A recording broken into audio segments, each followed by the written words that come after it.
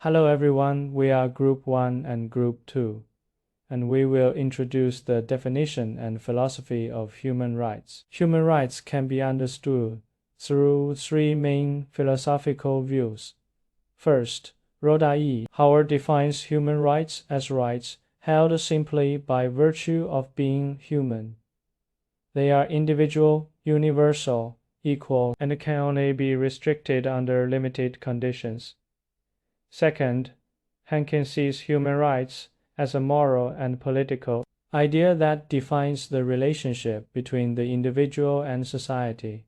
They are related to justice and democracy, but are not the same. Finally, Birch-Enthal emphasizes that human rights are defined by law. They protect individuals and groups from violations by governments. In short, these three perspectives help us understand human rights as moral, legal, and universal entitlements. In this part, I'll focus on human rights from a legal perspective, how laws define, protect, and sometimes challenge these rights. Human rights are protected under two main legal levels. At an international level, treaties such as the Universal Declaration of Human Rights and the International Covenant set universal standards. At the national level, each country must translate these standards into domestic law, usually through its Constitution or Human Rights Act. Laws are only effective when they can be enforced. This happens through courts, human rights commissions, and sometimes international tribunals. However, in reality, enforcement often faces political pressure, limited resources, and unequal access to justice, especially in developing countries. A clear example is the European Court of Human Rights. When the government violates individual rights, people can bring cases directly to the court. It has ruled on many important issues, such as freedom of expression and the right to privacy, showing how international law can correct national injustice. In conclusion, law gives human rights real force, turning moral ideals into enforceable rights. But law alone is not enough. We still need effective institutions and public awareness to make these rights real in people's lives. We are exploring the practical challenges that human rights face from three disciplinary perspectives: sociology, politics, and law.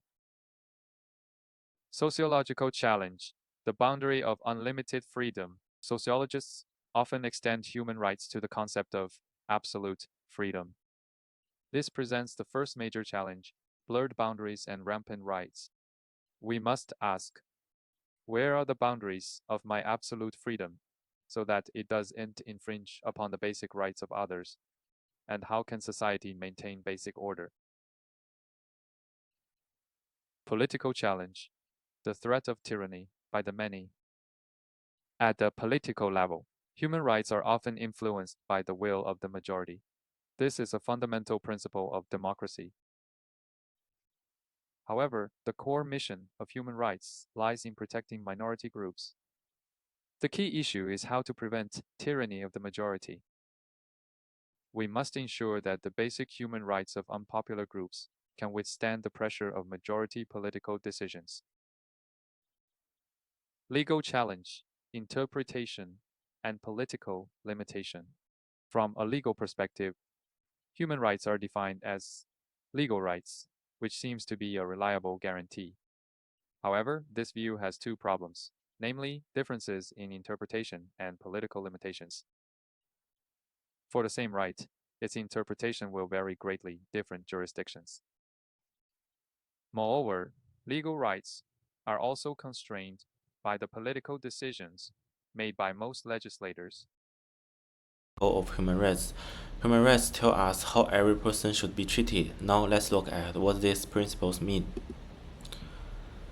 Human rights principles are basic values that guide how rights are protected in society. They are based on dignity, equality, freedom, and law. They answer the question, how should people and governments treat others? For the core principles, first, equality and dignity. All people are born equal and deserve respect, no matter who they are. Second, legal protection. Rights must be protected by law. Everyone should be equal before the law and safe from unfair arrest. Third is individual freedoms, freedom of speech, belief, religion, and privacy. People should express ideas without fear. For the social rights, human rights also include the social and economic rights, education, healthcare, housing, work, and culture that help people live a decent life. Human rights are inalienable, universal, and not absolute. Some rights may be limited in war or emergencies. They also limit government power and protect individuals. For the last is why they matter. These principles guide governments to protect people and make fair laws. They prevent abuse of power and protect vulnerable groups. They are the base of justice, freedom, and peace in society. Thank you. I'd like to share with you the 7 main characteristics of human rights, the things that make them truly universal and important for all of us. First, universality. Human rights belong to everyone, everywhere, no matter who you are. Second, equality. All people are equal in dignity and rights. Third, inherence. We are born with human rights. They are not given by anyone. Fourth, inalienability. No one can take them away, not even the government. Fifth, indivisibility and interdependence. All rights are connected, losing one affects the others. Sixth, legality. Laws or governments must protect these rights. And finally, practicability and progressiveness. Human rights should work in real life and grow as our world change.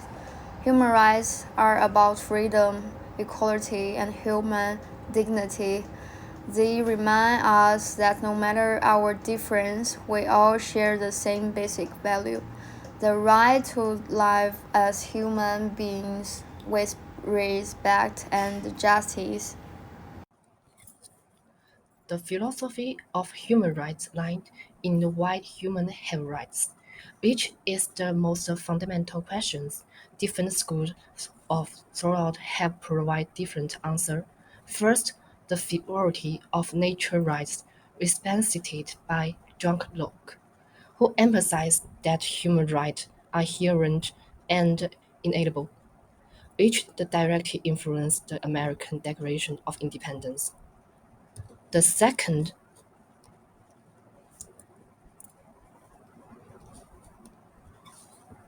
is the deontological philosophy, which emphasizes that human rights lie in human dignity, ensuring that everyone can exist as a free and equal martial subject. Utilitarianism calls out rights are important because they promote the greatest happiness for the greatest number of people. Communitarianism philosophy calls out it criticizes the above-mentioned philosophies that emphasize individual rights. Communitarianism holds that individuals are not isolated atoms but are embedded in specific social, cultural, and traditional content. The generation and realization of rights cannot be separated from the community. Human rights are inherent, universal entitlement for all people, emerging from Enlightenment natural right theories.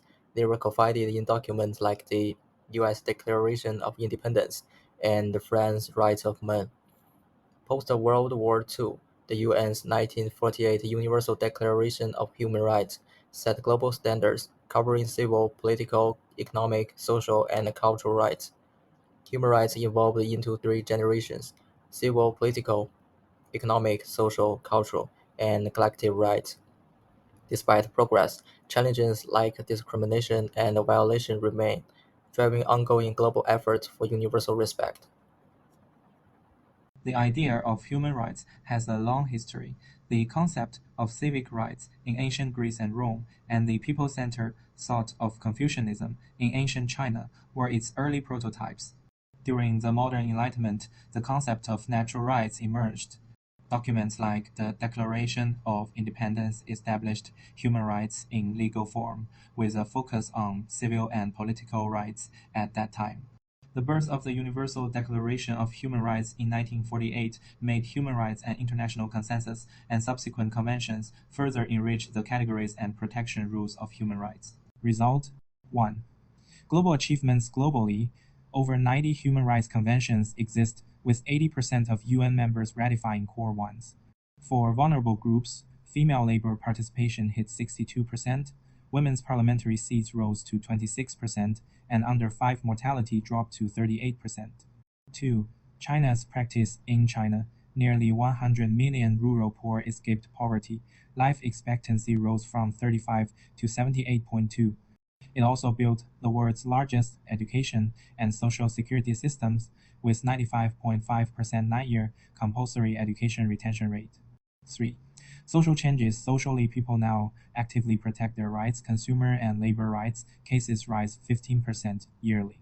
NGOs, enterprises, and media all play key roles, like enterprises using ESG to protect labor rights. 4. Challenges and directions. Challenges remain: 80 million displaced by conflicts, 2 billion face digital human rights gaps. The future? Promote development rights first, respect national models, and build a digital human rights framework for algorithm fairness and data privacy. Individual right and collective right. First, individual right. It refers to the basic right and freedom that an individual enjoys as a member of society, which are used to safeguard the individual dignity, freedom, and development. For example, right to life, freedom of speech, the right to privacy, the right to education, and also property rights. And now collective rights. Collective rights refers to the rights that enjoyed by a group, organization, and also the entire society to safeguard the collective interest and common goals. For example, the right of national self-determination, national sovereignty, community autonomy right, the right to collective labor bargaining, collective rights for environmental protection. These two rights have different value orientation. Person rights emphasize the individual freedom and independence. They focus on the person itself. Collective rights emphasize common interest and social harmony, and value the cohesion of the group and overall development. On the race and conflict of human rights. The most common change is when the exercise of one right infringing upon the enjoyment of any other. There is no automatic guarantee that tells us which right should prevail. Each situation requires careful balancing. Classical example: freedom of speech versus right to dignity and security.